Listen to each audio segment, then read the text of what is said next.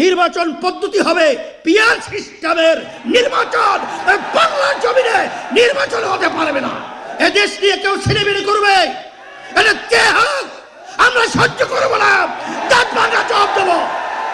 দেশের আসলে আওয়ামী লীগ সরকারটা মূলত ভারতেরই সরকার ছিল, কারণ তাদের সমস্ত কার্যক্রমগুলো ভারতের স্বার্থ রক্ষার জন্য আমরা লক্ষ্য করেছি। আমার দেশের স্বার্থের লক্ষ্য তাদের মাধ্যমে আমরা তেমন একটা দেখি নাই।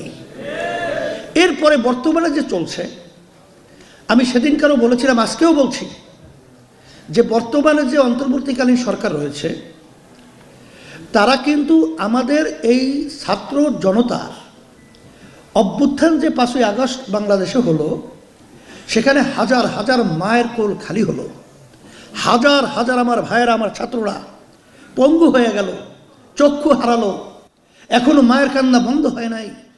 কিন্তু তখন আমরা দেখছি এই সরকার তো অগুছালো অবস্থায় তারা দেশ পরিচালনার দায়িত্ব পালন করতেছে। সেখানে আমাদের দায়িত্ব কর্তব্য, তাদের ভুল ত্রুটি থাকতেই পারে, আমাদের দায়িত্ব কর্তব্য হলো সহযোগিতা পরামর্শ।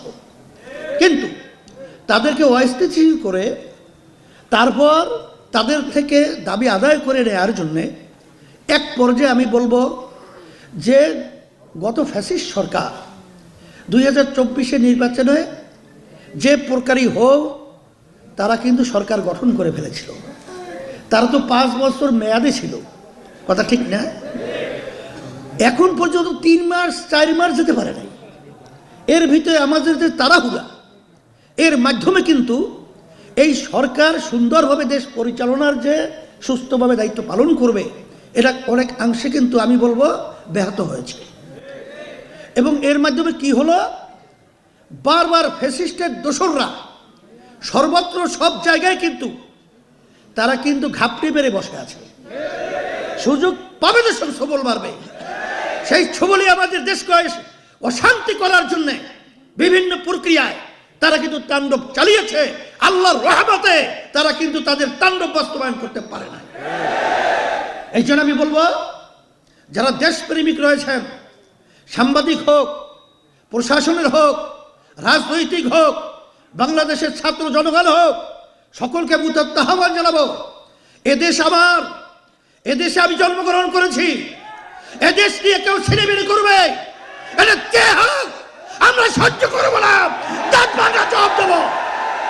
এই দেশ নিয়ে যারা নাকি বিভিন্ন পর্যায়ে বারবার আমাদেরকে তাম বিশ্বের মধ্যে 5 বার চোরের দিক থেকে ফাঁস বানিয়েছে, দুর্নীতিতে চ্যাম্পিয়ন হয়েছে, আর এই দুর্নীতিবাজদেরকে আবার ক্ষমতার মস্তদে বসিয়ে আমরা তামাশা দেখব, এটা বাংলাদেশের জনগণ সহ্য করবে না।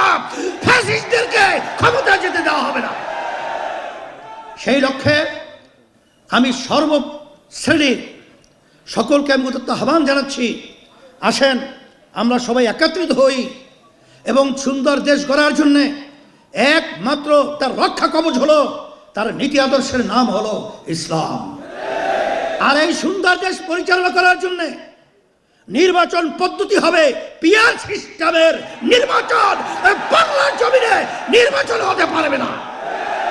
সেই হিসাবে আমি সকলকে আহ্বান জানাবো, আসেন, ব্যবসা করতে হলে পুঁজি দরকার, তা আপনারা পুঁজি বাড়াবেন না, আর ব্যবসায় খুব ভালো লাভ হবে, এটা অকল্পনীয়, সম্ভব নয়। সেই হিসাবে আমি সকলকে বলবো, আজকে মাঠ উর্বর রয়েছে, আপনারা এখান থেকে আজকে প্রতিজ্ঞাবদ্ধ হয়ে বের হবেন। যে আমি গেছিলাম বাগেরহাটে, সেখানে একজন আমাকে বলতেছে, হুজুর একটা কি না জানি ই করে নিয়ে আসে ফাইলের ভিতরে একা 1600-র মতো সদস্য একা বানাইছে ইসলামী আন্দোলনের পক্ষে। তাই সে তুলনায় আপনার কাজের গতি কি, এটা নিজেকে প্রশ্ন করে সেভাবে আমরা কাজ করব।